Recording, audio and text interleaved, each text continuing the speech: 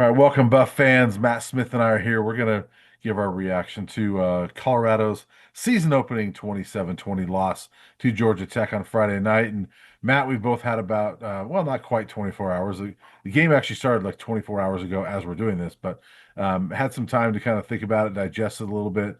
I haven't gone back and watched the whole game. I know you did. So we're going to just kind of give our thoughts on this game. But yeah, I mean, initially, what was your snap reaction, when the game ended? Offensively, it looked a lot like the spring game. And I had some concerns after the spring game about their ability to get the ball outside to their wide receivers.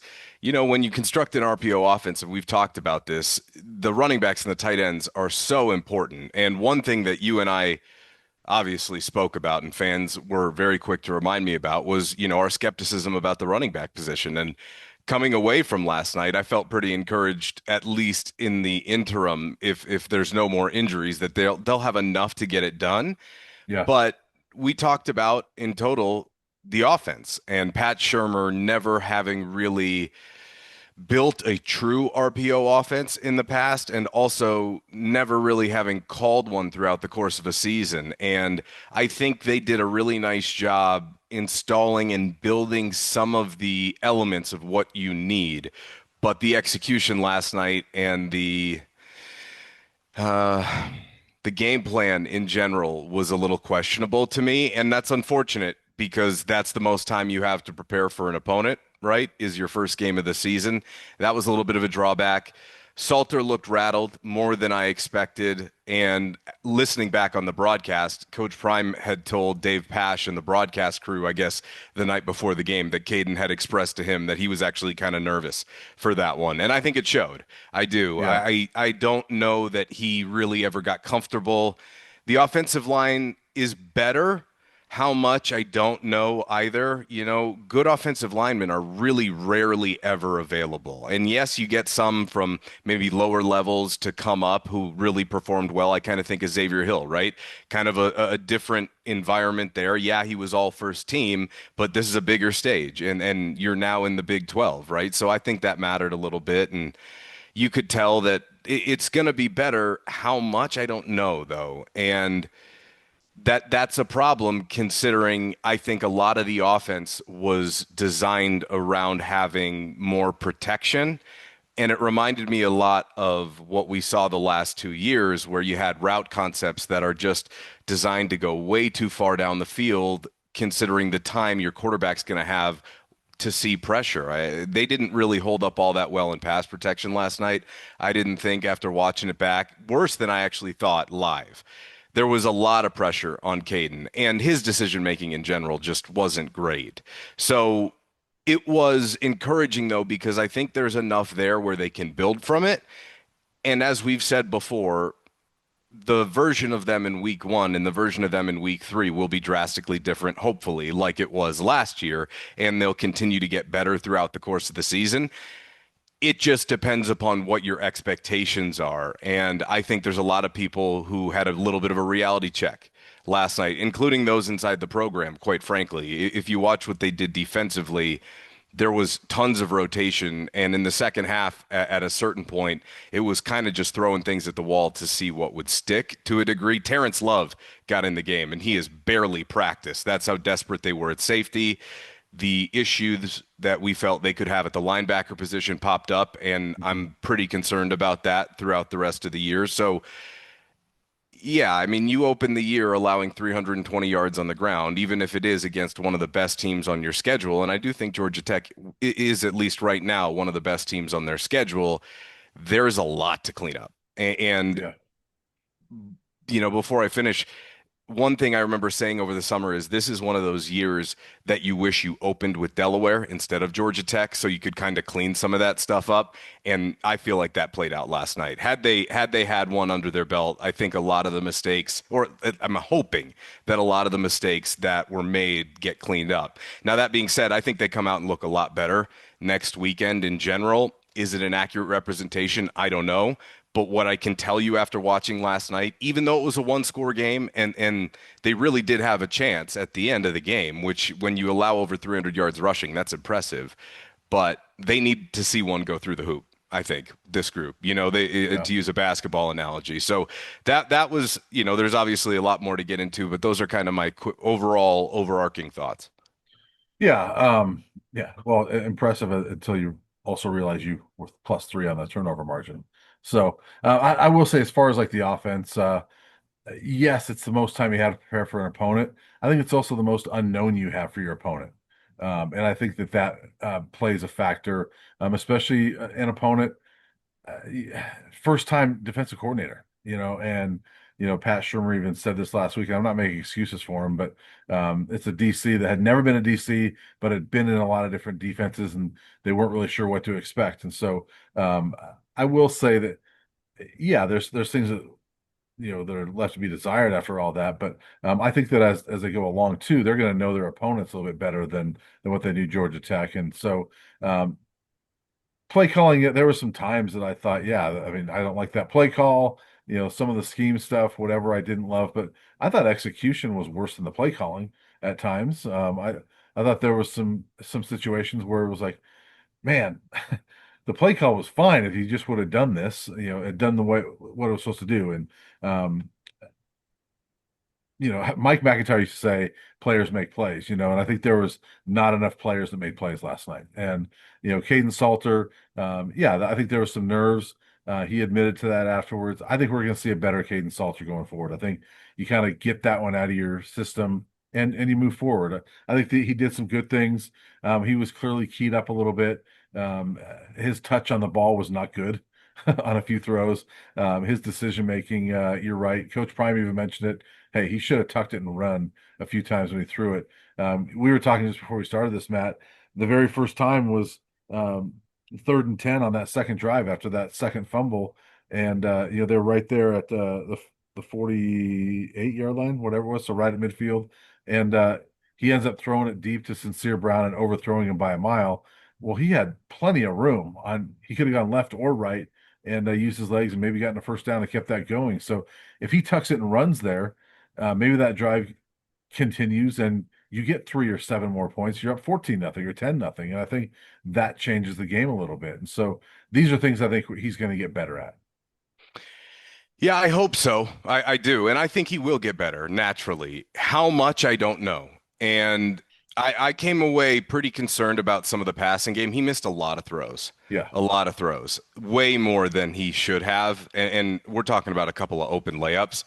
I didn't realize how loopy his release was until last night. He got his arm knocked a couple of times, and the ball came out a little bit later than with like a little bit of a hitch because it kind of takes him a second to get rid of it. I do think he'll be better, but yes, the whole reason you instill the RPO is for the running quarterback. And as far as read option goes, they may be called 3 or 4. You know, it was most of them were pistol handoffs from what I could see, and there just wasn't a ton of the option. Whereas I'll push back on you just a little bit in that maybe defensively they didn't know what to expect, but that's a situation where you're building an RPO offense, and a lot of it is just reading. And I think it just comes down to like making decisions on the field. So to your point, execution really struggled all over. Yeah. I thought so. And on the other hand, while you can say that defensively, offensively, they really shouldn't have been that confused. Now, preparing for that type of an option attack is tough in practice. However, Colorado wants to do a lot of the same things. So the fact that they looked so unprepared and Yeah. so susceptible defensively, that's a little bit of a concern for me when you go back and watch a few of the things because they're going to need a lot of growth in some areas and they're going to need to get drastically better in Yeah. just a couple of weeks. So I'm with you Well, it there, was real though. quick. Sorry to cut you off, but like No, you're I fine. remember a quote from Reggie Hughes after the game where he said a lot of the things they do. I can't remember what it was exactly. It was they tricked our eyes. Something like that. Like they were. It was basically saying we didn't really know what we were seeing and what we needed to do. And so that concerns me because again, Georgia Tech ran the most option in the entire country last year by far. I mean, it wasn't Yeah. even close. So they did know what to prepare for in that aspect. Now, of course, when you play a team like that or a team like Air Force that, it's very specific and you don't really see Mhm. a lot of those offenses throughout the course of the year, you don't want to overreact based upon how they handle that situation because not everyone will be like that. That being said, it showed me that the floor defensively is lower than I thought it would have been heading into the season, and some of the depth concerns are real. Like they added Martavius French after Diego Pavia's ruling. He was supposed to be done, right? And yeah, he had a couple of fumble recoveries, but the tackling from the linebacker position, the reading of gaps, sticking with gap assignments, getting off of blocks by both Hughes and French, that was rough. That was rough. And I'm not sure if Hughes is 100% because he did miss some time in camp. I don't remember him early in camp with the giant brace on his arm. Do you? Maybe I'd I have to don't go back remember. and look at that. But last night he had a huge brace on his left arm. So it kind of added up why there was some arm tackles that got blown by, and he's a freak athlete, and I think athleticism is actually better at that position, but fundamentally being sound, getting downhill, filling gaps, their defensive line struggled, but they did enough to the point where if you had a couple of guys make plays at the linebacker position, maybe Yeah. you don't get destroyed with some of those big runs. I mean, Brian, what did they average over 8 yards per carry? No, Georgia it wasn't Tech? quite that. It was 6.8. It was 6.8 in total. Yeah. Okay. Yeah. Well, either way, I mean, that's still damn That's near a lot. 7 per carry. That's way too Yeah. many. Yeah. And especially when your quarterback's carrying it, what do you finish with 19, Yeah. 19 rushes? 19 for 156. And That's a he lot. averaged 8.2. Maybe that was what it was. Yeah. So either way, that clearly needs to improve. It And was you're it, not gonna. it was interesting, by the way. Sorry to cut you off No, again. you're fine. Hughes only missed 9 snaps last night. But I didn't realize this in the post game. He was saying to us, he was asked about that last drive. He goes, "Well, I wasn't on the field." And I was like, "What?" He leads them in tackles last night. You go back and watch it. He wasn't. I mean, he only missed 9 snaps, and like he wasn't on the field for that last drive. And you mentioned Terrence Love, who's barely been in camp. Well, that side that Haynes King ran to Yeah. was the side where Reggie Hughes was playing, and where he was usually playing all night. But Ran to which time? Sorry. Yeah, Yeah. But on that side was Sean Myers and Terrence Love. Yeah. And I'm not saying it's their fault, but I mean, you had two guys that barely played last night that were on that side that Haynes King, found the hole and scored. So was French, and he just got shoved backwards. That's another part of this is, the physicality from the defensive line. There's just way too many times when Georgia Tech's offensive line, which they partially rebuilt, if I'm not mistaken, was able to get to the second level. And you Yeah, watch Colorado's offensive line, they can on a good play, they'll get you their first block. It's very rare that you see a Colorado offensive lineman, even Jordan Seaton's not really adept at it yet. He's getting better. Just throw their guy aside and go shove a linebacker backwards while they right. open a hole for somebody. That's, Mhm. as two guys who have watched so much Colorado football over the years, I feel like it's been ages since they've really had that advantage from a physicality standpoint. And Chad Brown even came and talked to me, former Pro Bowler and CU Hall of Famer at halftime. And he's like, where's the physicality? They're just getting their asses kicked. And Yeah, and that's what it looked like on tape defensively. So it wasn't just a defensive line. Secondary was a problem. Colton Hood not being here was very evident to me. And yeah, okay, yeah, I know fans want to move on, but the truth is I don't know what happened with that situation again. If it was preventable, it feels like that should have been prevented. I'm going to say that once, and then we can move on because R.J. Johnson and Teion Park struggled. RJ had one nice tackle on a third down to bring up, I think it was a fourth and short. And then if you remember, that was the sneak with Haynes King. When I went back and watched it, there were three guys at the second level because Georgia Tech kind of spread it out. Nobody recognized that it could easily be a quarterback sneak, which should have been Martavius French, but French was literally looking at the sideline and they snapped the ball. And RJ Johnson was looking the other direction. It was rough. There's a lack of communication and Mhm. it makes sense because I mean I kind of did a little thinking here. Shane Cokes, Chidozie Nwankwo, Levante Bentley, Nakai Hill-Green, BJ Green, Cam Silman, Craig Shiloh. I mean, those are seven of your best run stoppers, right? I mean, on yeah. last year's team who are just all gone. And you Well, have and to have a lot of those guys production replaced. and honestly, Travis was a pretty good run stopping corner. Very good. Very So, good. I mean, that's eight guys that were pretty solid. I mean, those were your run stoppers last year. And um, the defensive line, they talk so much about it in camp, and then you see it last night, you're like, hmm, all right. Mm, There were some plays last night. Jaheim Otis made a couple plays, a couple nice plays, and Brandon Davis Swain, um, who came out of nowhere, by the way. Nobody's been talking about him, and he was injured at the start of camp, and all of a sudden, like the last week or 10 days, it was like, oh, he's getting some run with the first team, and playing quite a bit, and so it's interesting to see the depth they showed. All of a sudden, there's all these seniors on that defensive line, and a freshman started. And yeah. so not saying that means he, a freshman can be better, but when you have all these seniors you brought in, it was just kind of interesting that a freshman who missed the first part of camp came in, and he's a redshirt freshman, I know, but came in and won the starting job. That's kind of interesting. Well, it speaks to one of my points here, and I think you're absolutely right. There was not enough separation in camp on the defensive line that Hmm. I expected more. I expected Amari McNeil to make a jump. He had Yeah, he had some moments last night that weren't bad. You did bring up Jaheim Otis, who had a really slow start to camp. I mean, that was made public. He was probably their best defensive lineman last night. Going back and watch the tape, there's a yeah, sequence in the second quarter where he literally makes three consecutive plays in the red zone. I think it was on the drive they held Georgia Tech to a field goal where yeah. I went, wow, okay. And moving forward, I'd like to see him One in. was the tip pass, right? Yeah, one was the tip pass that almost got Yeah, picked off by Keaton Wade, but that's a guy who, again, I expected to be like a mid-season impact player just yeah, because of the numbers that they have.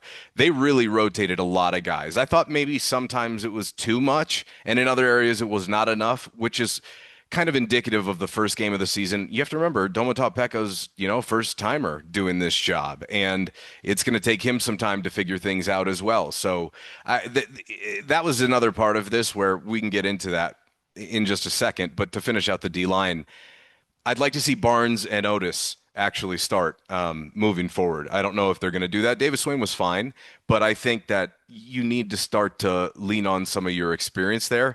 And it did also make me think because you brought up the point of how many guys are seniors. Like moving forward, and obviously we're in week one here, but moving forward, it's a little intimidating to think about how many guys they're going to have to replace on next year's defense and the sustainability of trying to set your expectation to win every single year, building through the transfer portal. The way it typically works is that you're going to have a down year or two because some younger players have to go through the fire and you'll get better and yeah. better like that.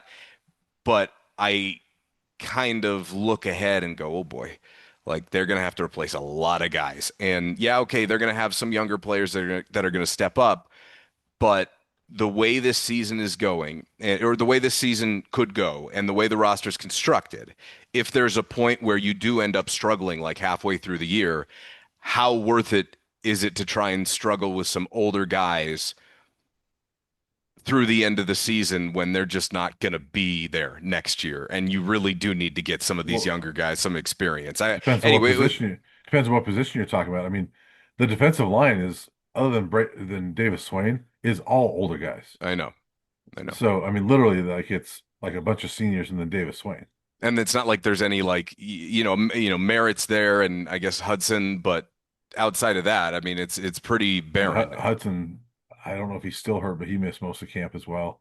Right. So yeah, you're right. I mean, Linebacker's the same, by the way. It's not like they got some, yeah, I guess maybe Mantrez Walker. I think, and I agree with that, but I think it's a little early It that so as definitely far is. as No, like, it definitely yeah, is. Yeah, as yeah. far as like, we were joking about like week one overreactions. That would be one that's like, okay, 100%. let's because I do think Georgia Tech's going to be one of the more physical teams they're going to play. I agree. I think that there's others coming up, right? Kansas State, Utah, things like that, where they've got to get better. And they can get better. You know, um, I want to see more out of Amari McNeil. I mean, he's one of those seniors that uh, I'm surprised he didn't win the starting job. I would think he's one that I feel like has gotten better every year, but I thought he would have had a better camp and won that starting job and been one of their more dominant leaders, right?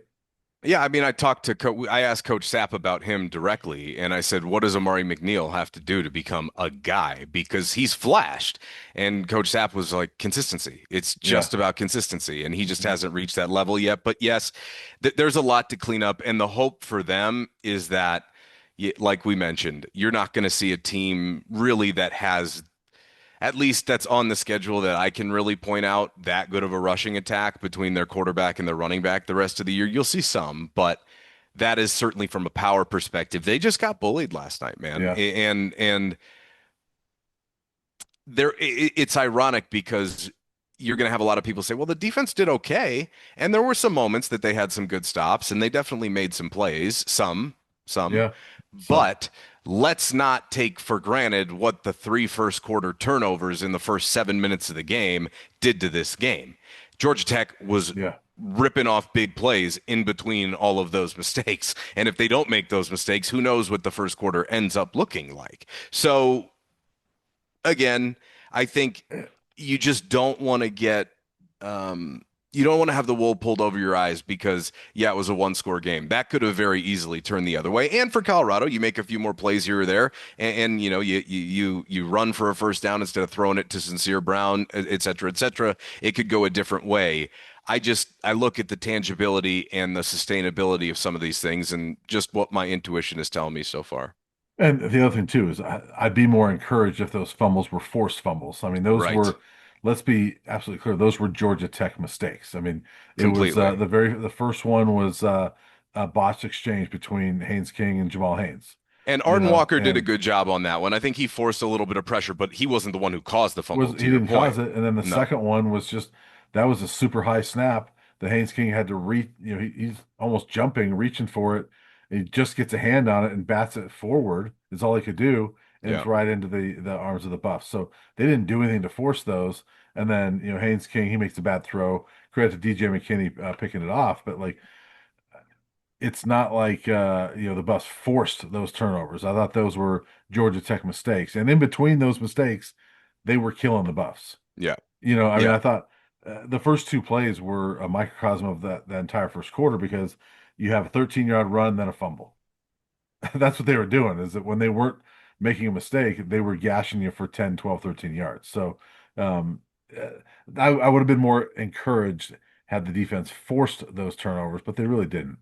And here's the other thing. Georgia Tech threw the ball way too much. They did not call a great game either. It took them way too long to figure out. Colorado just couldn't stop them running the football. Yeah. I was really surprised they were trying to throw as much as they were in the middle section of that game. They got some stuff working on the edges, and I will say they put out the scouting report on Colorado's defense, and until Colorado's defense can stop it, we're going to see every team try and test their corners and safeties on the edges because Georgia Tech's receivers and tight ends blocked the hell out of them last night. I mean, in the running game, in the sweep game, in the screen game, everybody was just getting blown off. Nobody could shed a block, and Yeah. that's the type of stuff that makes me a little bit worried because there's some stuff you can clean up there, but some of that's just ability.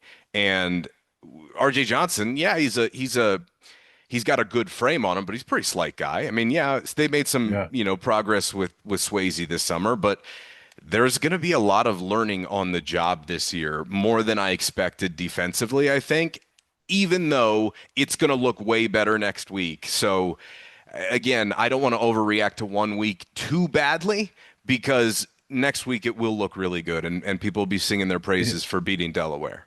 It's interesting. I just thought of something as you were mentioning Georgia Tech's receivers and how they were blocking.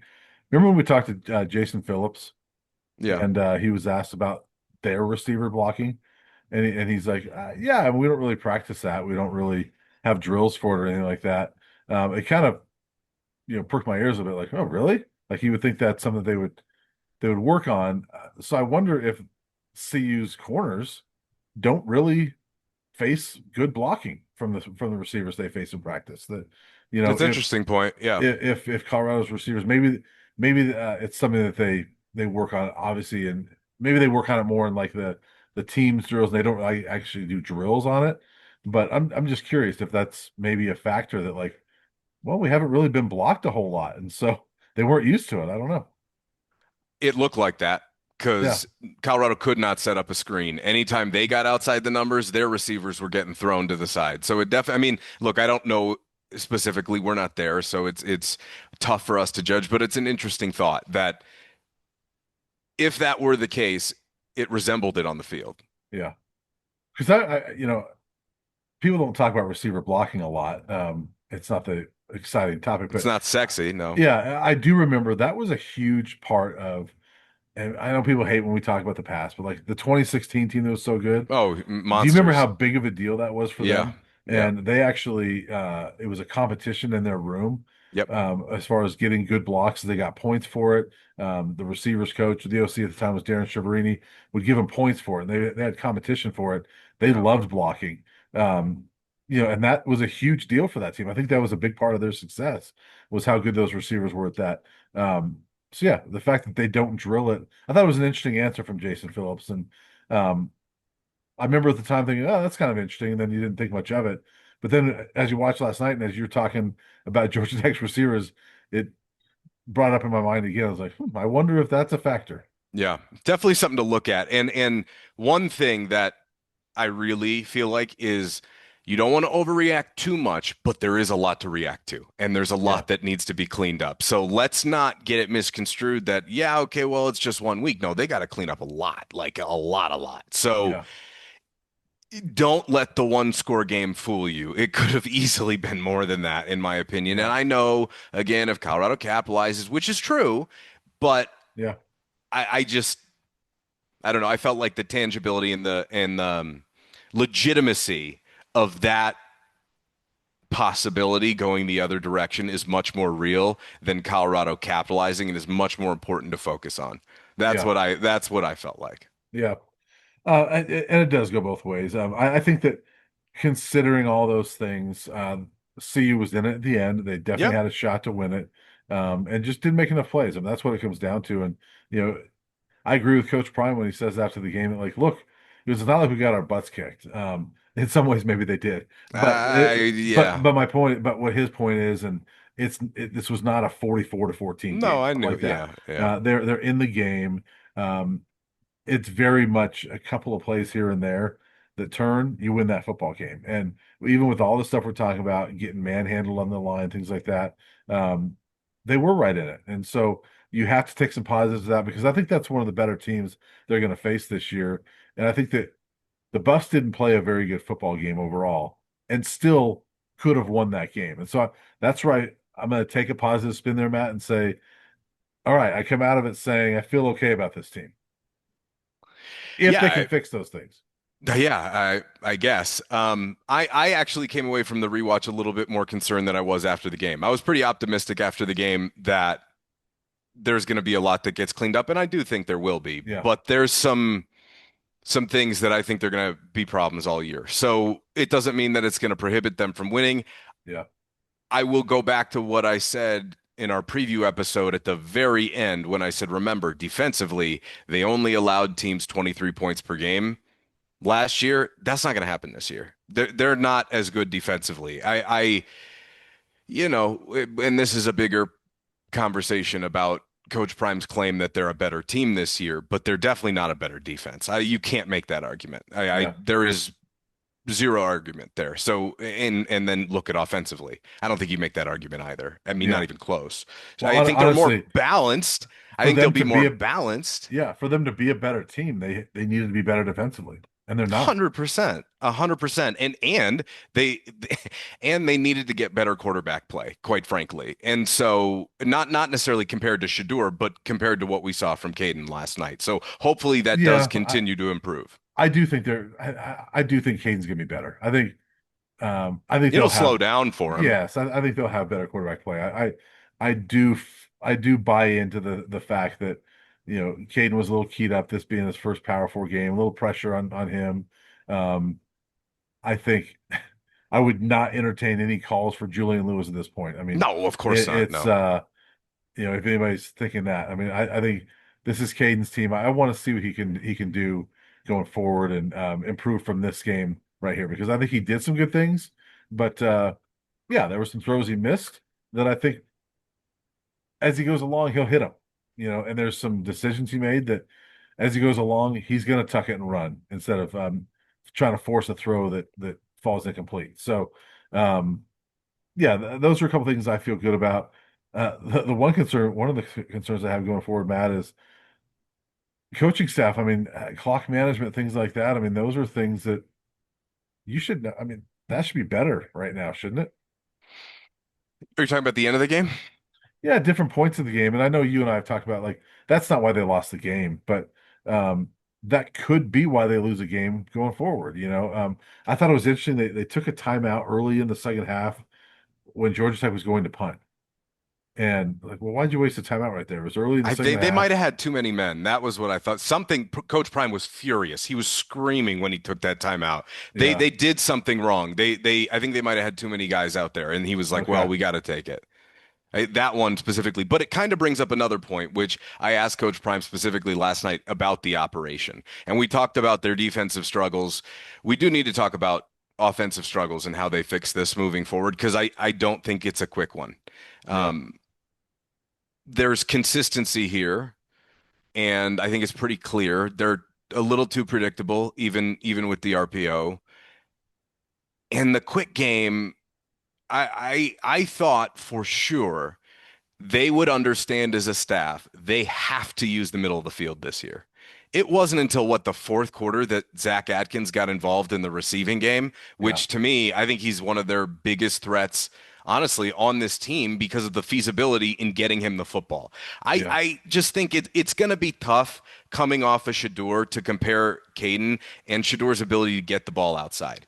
Yeah. Caden is a good level college quarterback, but he's not Shador, man. And we were really spoiled with a lot of the things that Shador was able to cover up. And Brian, how many times did we talk about this last year?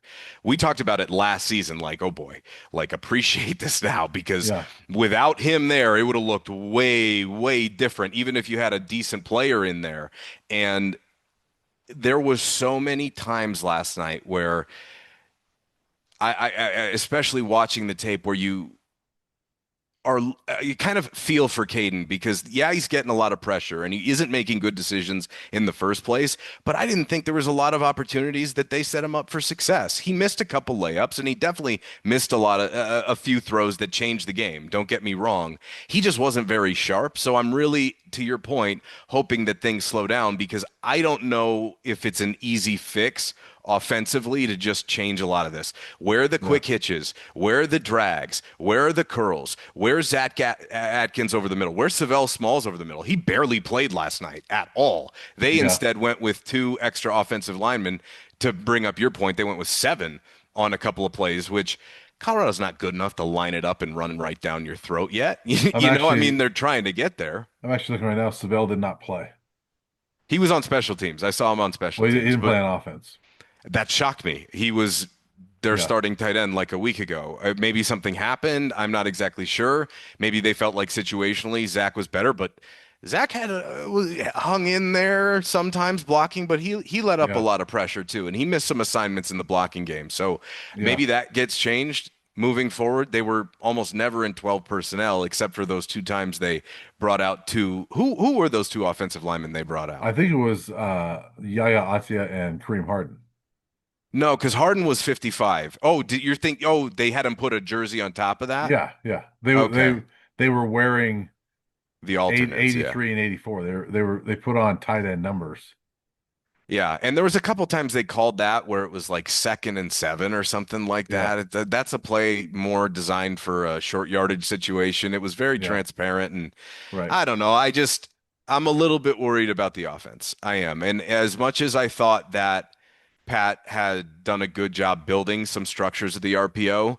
There needs to be some real progress over the next couple of weeks, and I'm hoping there is. I'm not saying that there can't be, and I know a lot of people are hanging it all on him, but certainly a lot of it was on Salter too. Like he Yeah. didn't make good decisions, and you have to remember this operation for the last 2 years was in large part run by Shador, right? It was what Shador wanted, what he saw, and he had a ton of say. While they put him in some situations, he had total freedom. I'm not sure Caden checked out of a play all night. Yeah. I don't know. Um, yeah, there's interesting things on offense, obviously. Coach Prime asked about, the lack of receiver involvement, in that game last night. And obviously they played, but like you look at like the top receivers were running backs. DeKalen Taylor and Michael Welch were the only players on the team with 3 catches. And DeKalen Taylor, by the way, um, only played Stud. two. Yeah, but he played 12 snaps all night and gets the ball on 7 of them.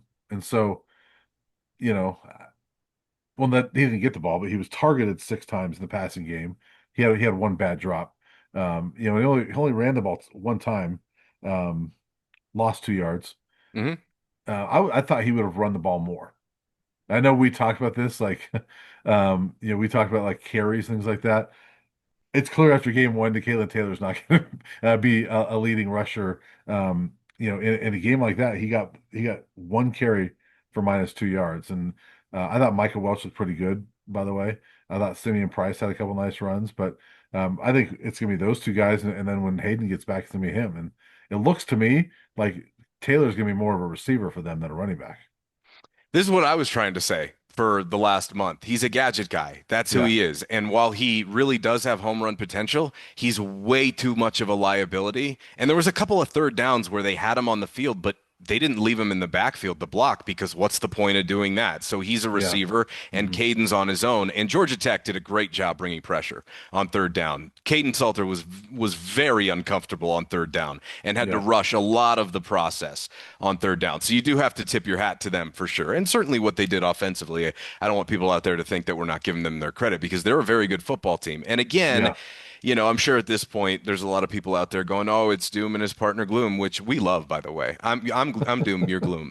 Um, Or is it but the other way around? who knows? You can leave it in the comments for all those people that love us that much. The point was though that didn't surprise me. That's why when we had those conversations, I was like, it's gonna be very Dylan Edwards-esque, and the goal for this coaching staff is gonna be finding ways to use him where he's not a tell. And if every time he's getting the ball, I think they had the right idea on some of those where they're trying to set up a screen, but for some reason it took a while. Yeah. Caden really didn't get it out there quickly. On the one drive where they were going down and I believe ended in a Mata field goal between the third and the fourth quarter. I'm gonna have to go back Okay. and look at the moment, but whatever the second swing pass to Gibson was, Gibson bailed out Shermer completely because that should have been dead in the backfield, dead to rights in the backfield, and he spun out of there and zipped up the sideline. But that also reminded me of the play earlier in the first half when Draylon Miller, when they started off with that swing to Draylon Miller that was almost housed for a pick six the other direction. I think that might have been off the third turnover of the first quarter. Either way, they didn't do a good job with the quick game. There needs to be Yeah. more inside slants. There needs to be more hitches, more drags, hmm tight ends involved more. And they're doing way too much to the boundary. It's like the entire offense is designed for a team with a better offensive line, which is almost what it was the last 2 years, except Shador just covered all that garbage up by getting Right. out of sacks. And there was a lot of time when Shador took big sacks because he was waiting for everything to develop downfield. That was part of the problem, which is always what bothered me about the NFL discussion because football people should be able to see the nuance when you pull up the tape of how far these route concepts are going down the field to actually the time allotted to the quarterback to let that stuff develop. And I thought there wasn't a quick enough adjustment last night. And maybe they don't have that in their bag, but it felt like every time they needed one, they didn't come up with it. That Yeah. was that was what was disappointing to me about their offense. And look, again, they're going to put up points on Delaware next week, and I'm looking forward to it looking better. If I'm not going to overreact to that, I can't overreact to this. So I guess we're going to have to see what it looks like in 2 weeks against Houston before we really have another good feel. We're going to get Yeah. the tell next week would be is if things are not smooth. If things are not smooth next week, I'm going to be pretty nervous heading into week 3. They Yeah. got to be way more smooth next week. Yeah. I mean, that's the thing is next week, you get the win. Let's say if you get the win, and it looks okay, that's a concern. Yeah. Um, Yes. I think for us to feel good about this team a week from now, well, 8 days from now, I think they've got to have a win and look okay. They fixed a lot of those things, and Yeah. that was impressive. I want to see, and we'll talk about it next week more next week, but like, I want to see a couple of stars step up next week and have big games and really clean. You know, Caden's got to look sharper, things like that. But that was one thing about last night is like, I'm going through and I'm like, was there a star tonight? I mean, was there anybody that really stood out? And DJ, I thought McKinney played really well. yeah, I mean, he was solid, but like, yeah, I mean, there just wasn't anybody. And look, for all the good and bad, you got to give Martavius French some credit. He did fall on a couple fumbles. He had a couple of tackles for loss. He played okay at times, but there wasn't enough people that stepped up last night. And you know, Coach Prime always says we need seven guys on each side of the ball, right? Mhm. Um, was there five? Oh no, that's a really good. W- Now let's think about that. That's I a really mean, good point you bring up. was there four? That is a really good point you bring up. Let's see. Defensively, I think you'd have a hard argument, maybe like two or three. I'd probably put Otis in that category. I'd probably put McKinney in that category. But and Carter took a bad angle or two, but Carter saved a couple of touchdowns by getting himself yeah, across the field. They really struggled at safety outside of that, though. I mean, yeah, Tawfiq Bayard they pulled Finiseth, never really went back to him, then kind of did at the end because they were just trying to get somebody out there who could make a play. But that's a concern, and we've talked about that. yeah, Hopefully, that position gets better. And again, I also want to say this, like things are going to get better. We're talking about here's areas you got to focus to clean up, and I know a lot of people are going to go, oh, they're going to get better. Yes, they will. And if yeah. you watched my post game video last night, which please go do it on my channel at Real Matt Smith, it was. I'll tell you this. I spoke for 30 minutes and afterwards went, wow, that was pretty positive. Like I was pretty optimistic considering what it Yeah. was. It wasn't until I went back and I watched the tape where I went, okay, like there's a couple things that I think could be problems here. They could go the other way. It just feels like the unlikelier scenario of the couple things I'm looking at. Like the linebacker position, I'm pretty worried about. The Yeah. safety position, I've got some real concerns about because there's your second level rush defense. And the lucky part here for them is they don't run into the running backs that they did last year. If they ran into the running backs, that whole Giddens, Neal, Harvey, Brooks, keep going down the Pryor, Kiner at Cincy. Like I'm trying to think of all the really good backs they played last year. I'd be pretty worried.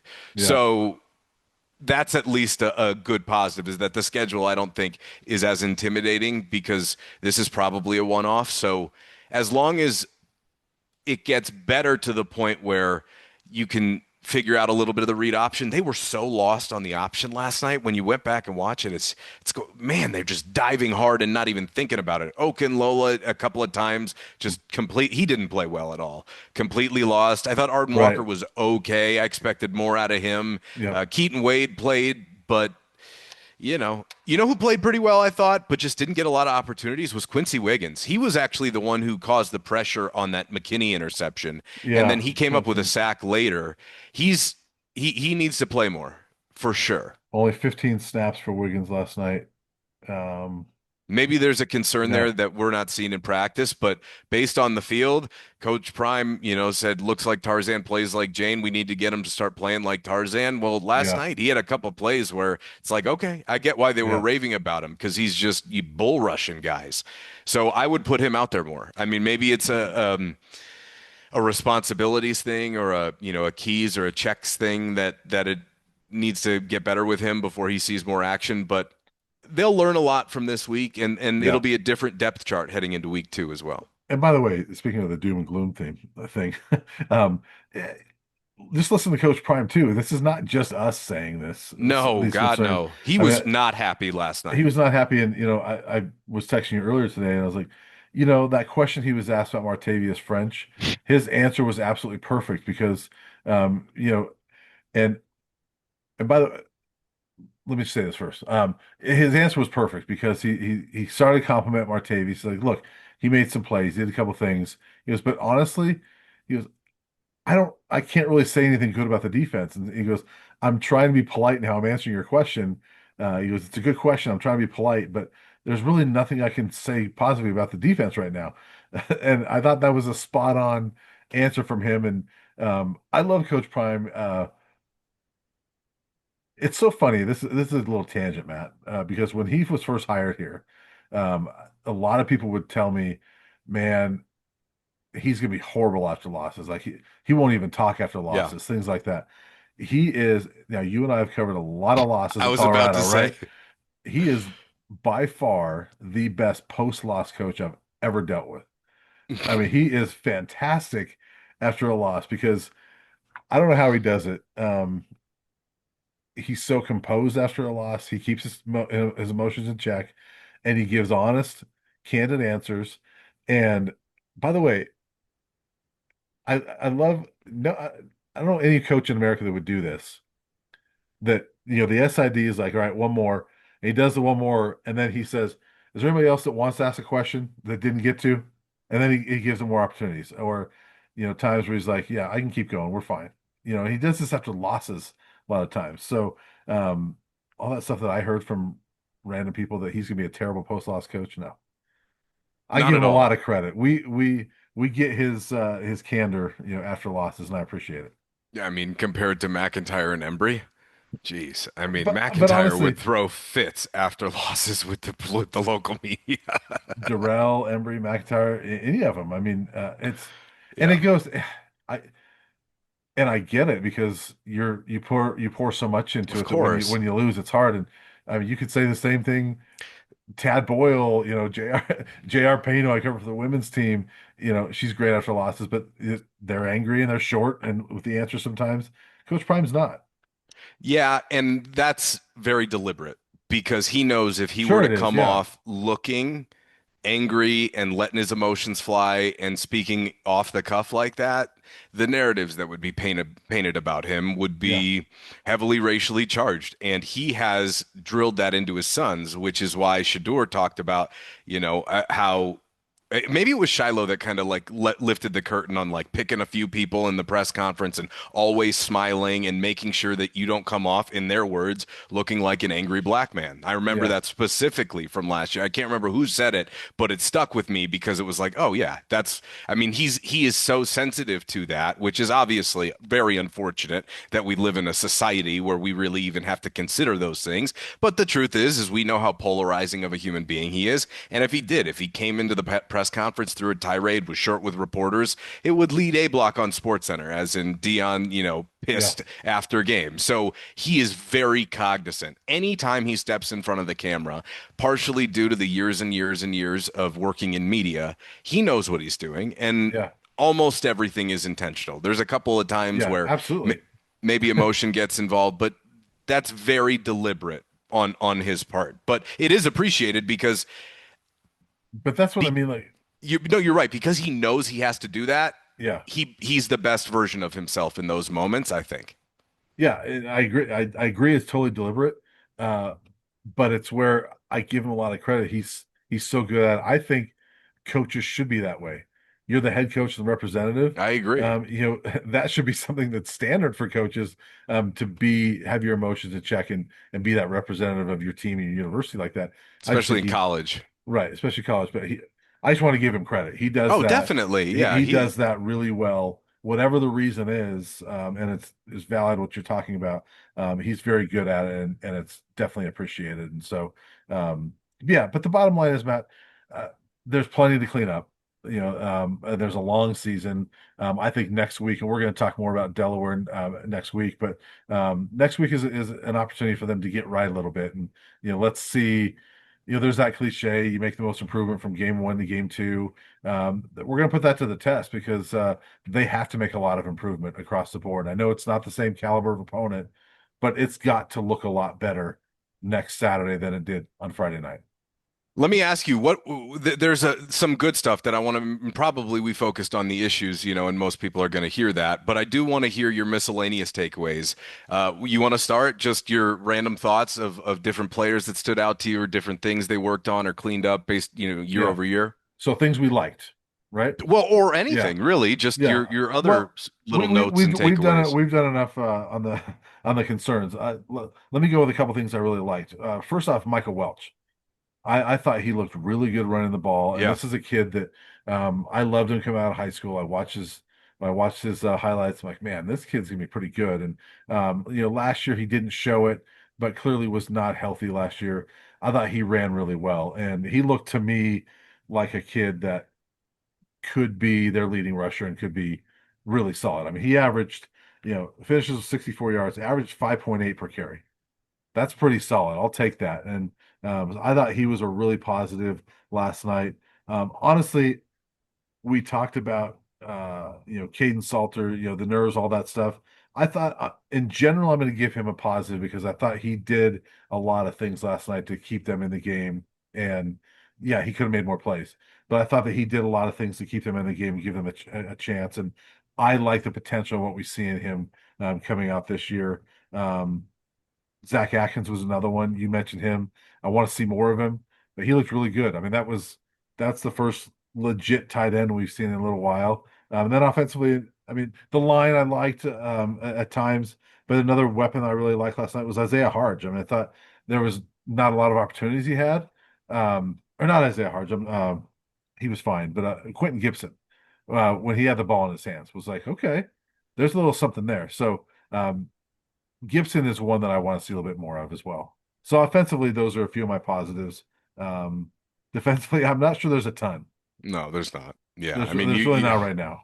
But no. Quick note defensively before I get to some of mine. Now that it just occurred to me, Colorado of major Power Four teams has to have the longest streak in the country of consecutive seasons allowing a 300-yard rushing game, right? um, It's got to be up there. well, no, because last night last night was only the second time in under prime. Really? Yep. Not in 2023. It didn't happen. Nope. I looked it Just up trying to think I back. looked it up after the game because I was wondering where did this rank as far as the number of yards they've given up. Kansas last year they gave up 331. That was a bad one.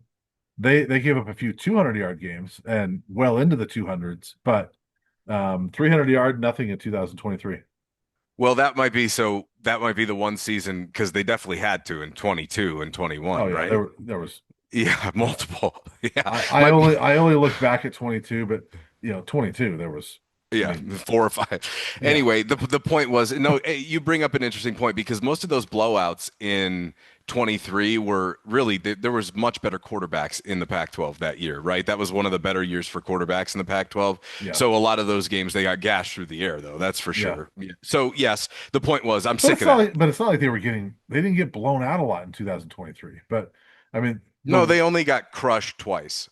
yeah, Crushed and twice. Yeah. one of them was Oregon. It was Bo Nix, right? And what was the other time they got crushed? Washington State. Yeah, Yeah. and that was Cam Ward, Yeah. right? Absolutely. Yeah. Yeah, it was. So Anyway, so here's my random takeaways. Here's my random takeaways. Okay. Um, a lot of the window dressing stuff we'd been asking for, the pre-snap motion, that got better. That is one of the things that I was impressed with. The tandem motion. They did a really nice job motioning several people at one time, and that looked way smoother than at any point over the last 2 years. And that was clearly a focus, which is important. That's a huge foundation of what you need to do. However, it was like a 101 level, in my opinion. And when you looked at what Georgia Tech did pre-snap, that's like graduate level. yeah, It was pretty clear that it's like, okay, you got the basics of it down, but there's a whole nother layer to it, which probably comes with a couple more years of experience, especially playing together and familiarity between coach and quarterback, right? So there's some of that too, but which you won't have. which you won't have, and good to Yeah. build from. I thought Marshall Falk did a really nice job reading the game. That was one Hmm. thing that we talked about heading into it. The running back rotations over the last, oh God, it's been a while at CU, has been a little frustrating. They'd get pulled. There wasn't a lot of rhyme or reason. Falk understood right away that it wasn't going to be a DeKalen Taylor game. Let's not even mess around with that. And there were a couple of times where mid-drive he put Simeon Price in because they really needed that in that moment. And to your point, my biggest positive overall from last night is the running backs have made enough progress that as long as they stay healthy, they should be okay with that committee. But again, as long as you stay healthy is really, obviously a big if. And there's been enough progress made where we'll see if they get Dallin back. I think again, health is the big proponent, but they should be all right. And if Salter opens up what he can do on the ground, it'll only get better. So Yeah. one of my biggest areas of concern, definitely a little bit alleviated for me, which is part of why I think this team will get better. And we talked about their areas of concern, but it doesn't mean like our giant predictions for the season have taken a swing. Yeah. The pendulum has dropped back. You and I weren't at 9 wins, right? I mean, I think you said 9 was the top of their range. I said 8 was the top of my range. I don't really feel much differently about that. I still No. think they're going to have to get way better to get there, but I think it's within the realm of possibilities. I just also, again, here's my overreaction week one. Calling this team a better team than last year is insulting to last year's team, in my Yeah. opinion. Yeah. Other things that I thought were positive. They've got a lot of weapons outside, not just Gibson. They just have to find a way to get these guys the football. Yep. And they did a really poor job of that last night overall. Even though, how many guys caught passes? 11? I think it Something was like a that. 10 or 11. Yeah. Yeah. Zach Adkins, he looks like he's going to be a legit tight end for 2 years. Probably the best receiving tight end Colorado has had in a while, since Brady Russell, at least. Which, I mean, it's not a very long list, but I really think he could be a central part of this offense if Yeah. they design things a little bit differently. And I am encouraged a lot because, to your point, Salter wasn't egregious. He just was not sharp and he missed a lot. There is stuff to work with. And based upon what we've seen, I do think that is hopefully one of the worst games that he'll have this year and moving forward and I asked him this last night because it looked like it. I was like, did it feel faster to you? And do you think throughout the course of the season things will start to slow down? And he definitely said yes. It Yeah. definitely looked it and it felt it. He was rattled. The leadership from Jordan Seaton is interesting. He's the most demonstrative left tackle I think I've ever watched play football. Did you notice that last night? I He's didn't really. making Oh my God, he's making call after call, and he and Salter were like getting in a little bit of arguments. He's running hot right now. Based upon what was it, the fight he had, was it last week with Okunlola and taking kind of a cheap shot at him, even though there was other stuff that led to that we didn't see. He's younger still. He's still a sophomore. And I asked him about his leadership last night, and he's going to have to learn how to manage that dial a little bit better, I think, than he has. If you want to be a team leader, you've got to be a little bit more even Steven. And that hopefully will you need fiery guys, but that hopefully will continue. Buck Buchanan. Buck Buchanan. That is my biggest player of the game. I was fired up at the first touchback. I will tell you, I was like, okay, finally, we can stop worrying about that mess because that Yeah. was ridiculous. I mean, for 2 consecutive years, that was really, and honestly, probably the few years before Matt, that. I got a stat for you. Yeah, go ahead. Buck Buchanan last night, five Okay. kickoffs, five touchbacks, right? Yeah. Last year in 13 games, Did they even have five CU touchdowns? kickers had 16 touchbacks That's in crazy. 13 games. That's 25% of really their kickoffs crazy. were touchbacks. That's funny. That's really funny. So yeah, I mean, again, receivers, you can't go through an entire game with only getting to Marion Miller one target. That's malpractice. That's bad. Yeah. Quite frankly, Hmm. Draylon Miller didn't get involved enough.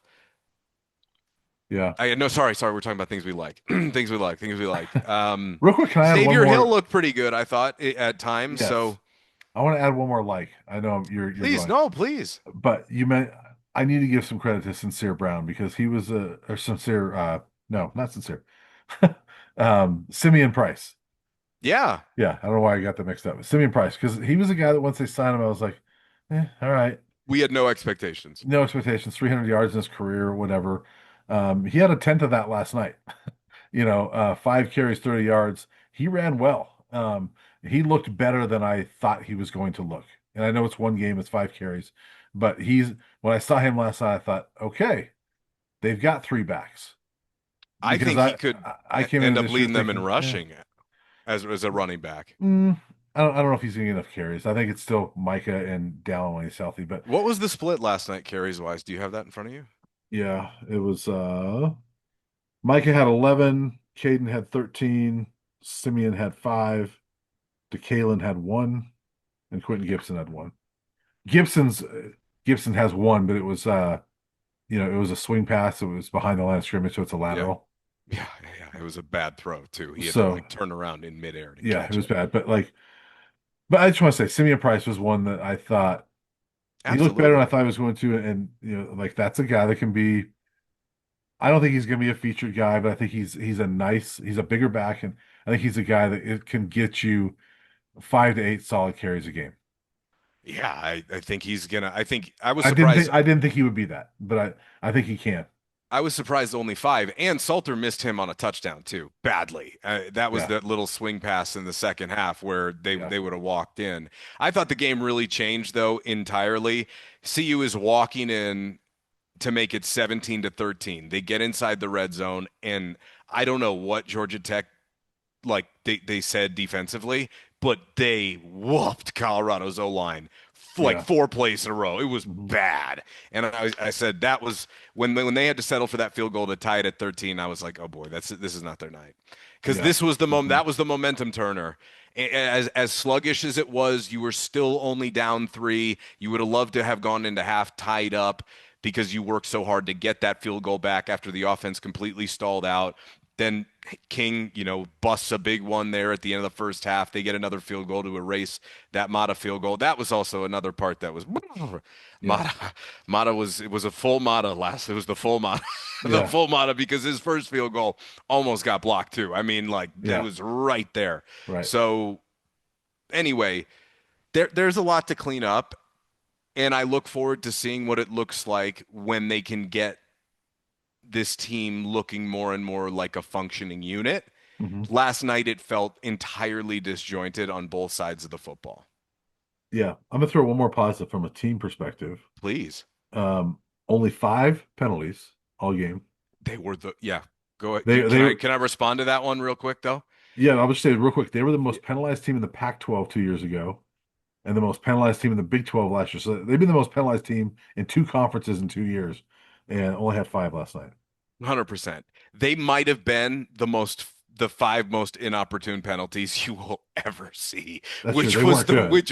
which was the worst part about it because they did cut down on some of that stuff. Yeah. One from Parks was the PI when Hmm. Georgia Tech is backed up and it gets him out of jail, which that one was brutal. Yep. Another one wipes away a sack later I think it was in the second quarter that was the Tyrekus Davis hold that you're about to get him off of the field. Yep. Another one was there was a couple. I think there might have been Kareem Harden, which I don't know what he thought he was doing. Like Caden hadn't even lined up to start saying the snap count, and Harden Right. started moving. Yep. Which was the play after Omarion Miller had that huge catch, which was the Yep. biggest play of the night, and that really put him behind the sticks, and they didn't Yep. capitalize in the red zone. And there was one more really bad one that I can't think of off the top of my head, but Well, there's no, only they two just others. One of them was they had to delay a game early in the third after they had a really nice drive. Michael Welch, a couple big runs to get oh, so maybe that down was it. down to the 45, and then they're 3rd and 2, and for some reason they, you know, roll to the right. It's I don't know why they just didn't power forward on that one. But then it's 4th and 2. Remember there was 4th and 2, and they came out like they were going to go for it.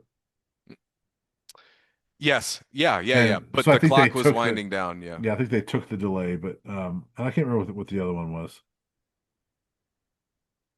It was a there was hold by another bad. somebody.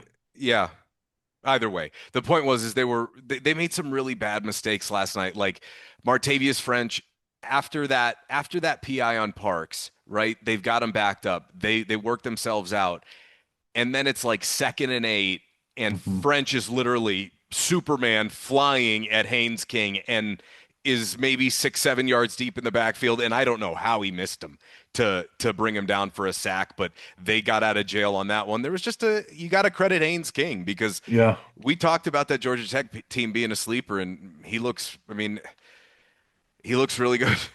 I don't yeah, know what to say. There's going to be better teams he plays against this year where they'll have to go through the air more, but it should be a really nice year for Georgia Tech. yeah. Well, and I think it could still be a good year for the Buffs, and they just got a lot to clean up in between now and next week. And like I said, we'll talk about it next week. But Delaware, it's a big one. You got to put a lot on this game because they need to not only win it, Matt, but they gotta look good doing it. And so And for the first time in his career as a college head coach, Deion Sanders is 0-1. So Yes. we'll see how his team responds, as they try to win that second game. Yeah, we'll see. We'll see. And I'm looking forward to watching this team grow throughout the course of the season because I do think it'll get better. There's just some issues where it's like you've got to clean that up if you want to win the 9 games that everybody around here some seems to think that they can Yeah, do. You can't do that with all these problems. right. And you don't have guys who can erase some of that right now with Shador and Hmm. Travis. And that concerns me because there's a lot of similar problems that I thought they would have at least planned for or tried to clean up. But I'm looking forward to seeing what it looks like next week. Huge week of practice. I would just say this. If you're one of those guys on the team that didn't get a chance to play a lot in week one, I think a lot of positions open back up for some competition. Maybe Right. not tons, but There's some. you've got a chance to stake your case. Right. And then one last thing I mentioned, Big 12, by the way, had Yeah. three opportunities for nice wins so far this week and missed on all three of them. Stupid With Cincinnati, Brennan Sorsby. Yeah, What are you doing? Cincinnati coughed it up. CU, coughs up that opportunity, and then Baylor, at home against an Auburn team that was projected to be 10th or 11th or so in the SEC. They kind of get pounded Hmm. last night. Yeah. I didn't And I I didn't thought watch the they game, would but they lose I by thought they could 14. win. I thought they could win. I guess they should have only lost by one score, but gave up a kick return touchdown with like 30 Okay. seconds left. Apparently it was a little fluky, but yeah, I mean, But Cincinnati, still, you're at home against a team that's supposed to be, you know, in the bottom part of the SEC. You Nebraska's know, no good again, by the way. I know. You know. But overall, I mean, Big 12, not a great opening weekend No. for some opportunities here. The last one, I guess, would be as I'm looking at the schedule. Well, there's two of them. Utah has UCLA, and then TCU's got North Carolina. So Do you, there's a do you couple see these? opportunities. Do you see these little white shapes right here?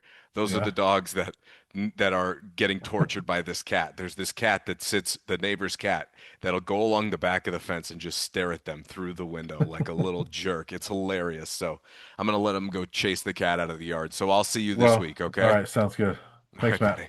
Bye.